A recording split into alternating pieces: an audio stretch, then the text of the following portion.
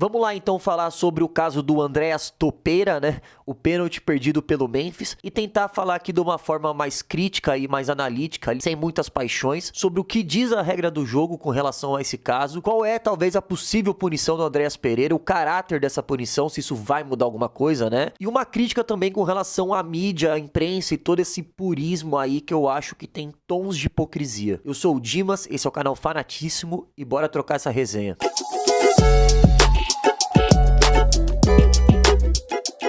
Bom, todo mundo viu aí no derby que o Andreas Pereira cavucou um buraco na marca do pênalti pro Memphis escorregar e perder o pênalti. O jogo tava 0 a 0 e o Corinthians merecia pelo menos um gol no primeiro tempo porque fez jogo pra isso, mas por incompetência não conseguiu e perdeu o derby de 1 a 0 pro Palmeiras. Mas o lance capital foi de fato o tal buraco cavado pelo Andreas. Enquanto os jogadores batiam boca ali com o juiz e com o Rafael Claus e aquele bolinho todo insuportável, o Andreas Pereira malandramente ficou esfregando os cravos da chuteira pra poder fazer um buraco ou não dar tanta aderência assim no pé de apoio do Memphis, e sim, perdeu o pênalti por conta desse buraco. Vamos falar o português claro, o Andreas Pereira interferiu sim no terreno do jogo. E aí ficou toda essa discussão se isso era antiético, imoral, ou se de fato era ilegal, se isso feria a regra do jogo. Eu tinha dado uma primeira opinião que eu achava que era só imoral, mas aí eu fui ver alguns colegas falando sobre o tema, que poderia existir uma tipificação no STJD com um possível artigo que se encaixaria em uma conduta antidesportiva. Sendo um pouco mais técnico e meio juridiquês aqui, para se punir alguém, antes disso tem que existir uma regra ou um artigo que preveja isso. No direito penal a gente chama de tipificação, ou seja, se não tiver escrito que mijar no poste do vizinho é crime, se de fato eu for lá e mijar no poste do vizinho, eu não posso ser punido,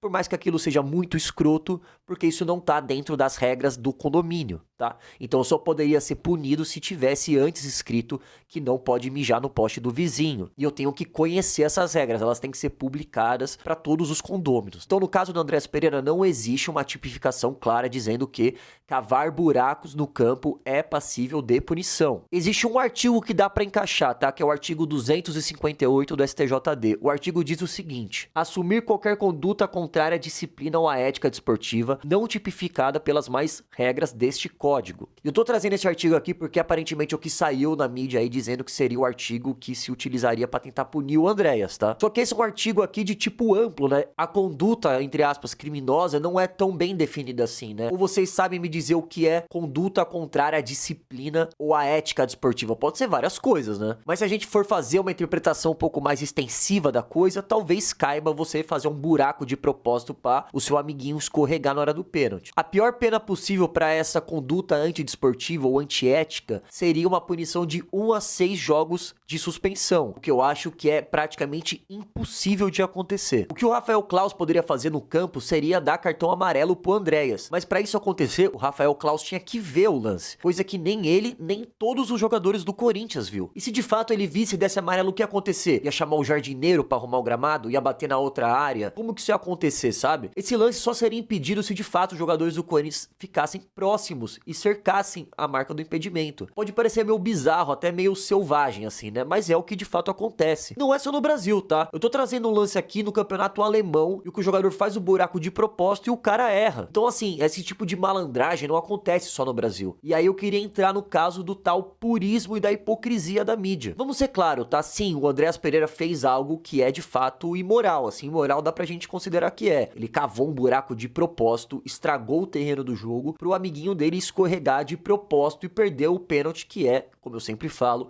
o lance mais capital da partida. E vamos combinar que o Corinthians tem um problema sério com bater pênalti, né? Mas de novo, o Andreas Pereira não é o lobo mau, ele não é o vilão máximo da história. Ele não é um vilão de filme de terror. Muita gente faz coisa pior pra ganhar um clássico do que ele. Então o que ele fez ali foi malandragem, barra uma mini corrupção, barra algo errado, moralmente errado. Mas, velho, vamos lembrar que a gente tá no Brasil. Eu não vou entrar aqui numa seara social do que é certo ou errado, mas o que eu quero dizer é que isso se acontece com uma certa frequência. Infelizmente, mas acontece com frequência. Então com esse papo todo de que não, o Andreas Pereira é um jogador antiético, o Andreas Pereira é um cara que ele lesa o jogo. Pô, rapaziada, até aí os goleiros ficam rolando toda vez que faz uma defesa difícil quando tá com vantagem no placar. Quando vem com aquele papo ali do Marcelo Beckler de que, o jogo do Brasil rola pouco, isso é ruim, claro, eu concordo plenamente. Mas não é só por ser A arbitragem tem muita responsabilidade nisso. É só pegar as arbitragens do Daronco pra você ver o quanto de tempo ele demora pra repor uma falta na área adversária, assim, coisa simples. Ou um tiro de meta, tem vezes que ele manda parar pra voltar. Isso aí se consome 1, 2 minutos no lance simples. Aqueles perigos de gol que a arbitragem dá toda hora, a falta de VAR, até a transmissão também tem que melhorar. Enfim, ninguém prioriza a estética do jogo, a qualidade do jogo. Todo mundo aqui só quer ganhar. E o que o Andréas Pereira fez é o que todo mundo faz. Ele quis ganhar o clássico. O Palmeiras ficou o ano passado inteiro tomando pau do Corinthians. O Abel Ferreira não tira o Corinthians da boca em toda entrevista que ele dá. O Palmeiras estava com sangue no olho pra ganhar e usou mecanismos, legais ou não, pra ganhar. E não dá pra julgar que, nossa, o Palmeiras é um time sujo, nossa, o Andréas Pereira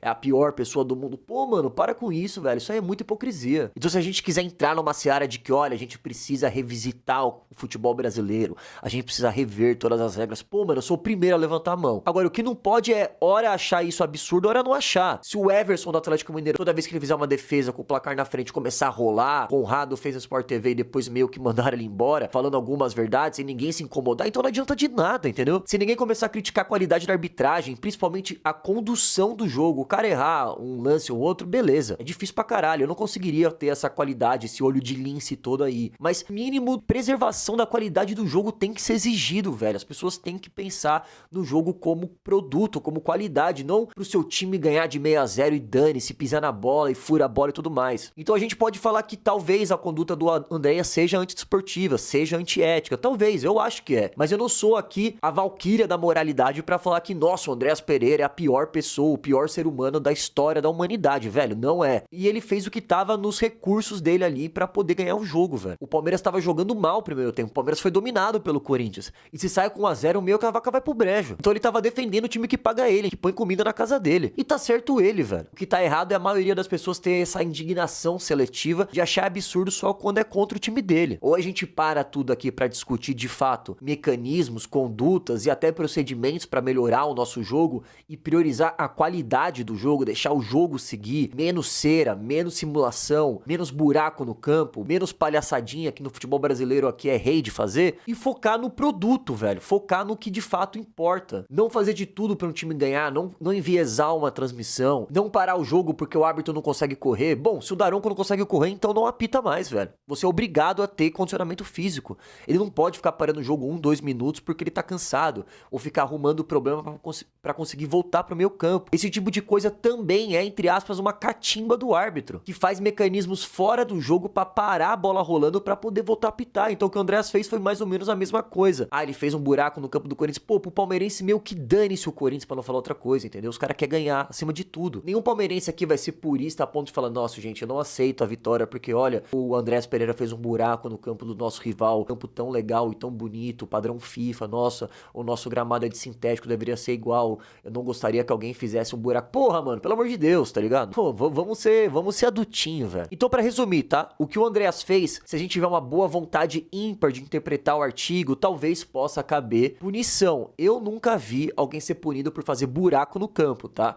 Mas aí, segundo as pessoas, pode se enquadrar no artigo 258. A punição, eu já te garanto de cara que não vai ter suspensão pro Andréas. Pode existir uma multa, o que não tem nenhum efeito prático no sentido punitivo do Andréas Pereira botar a mão na consciência e falar, nossa, eu nunca mais vou fazer isso. Ou algum outro jogador jogando um clássico ali, pegando fogo, falar, puta, eu não vou fazer uma sacanagemzinha aqui pra não prejudicar meu rival. Não vai acontecer, tá? E também acho, por resumo, que a mídia esportiva não tem a capacidade ou talvez a vontade de parar e conversar de forma racional e entender o que de fato afeta o jogo, além também de cavar buracos no pênalti, como eu disse, simulação, catimba, arbitragem que pica o jogo toda hora, a bola que rola pouco, VAR toda hora, transmissão enviesada, calendário ruim, falácia do presidente da CBF, por aí vai. Então sim, eu também sou muito defensor pro futebol melhorar, mas esse papinho hipocrisia purista e moralista comigo não cola, tá? Eu sou o Dimas, esse é o canal Fanatíssimo em todas as redes sociais. Me segue aqui, velho, pra gente bater 10 mil inscritos. Fica ligado também na página da TNT Sports, que vai sair o programa do Fanáticos,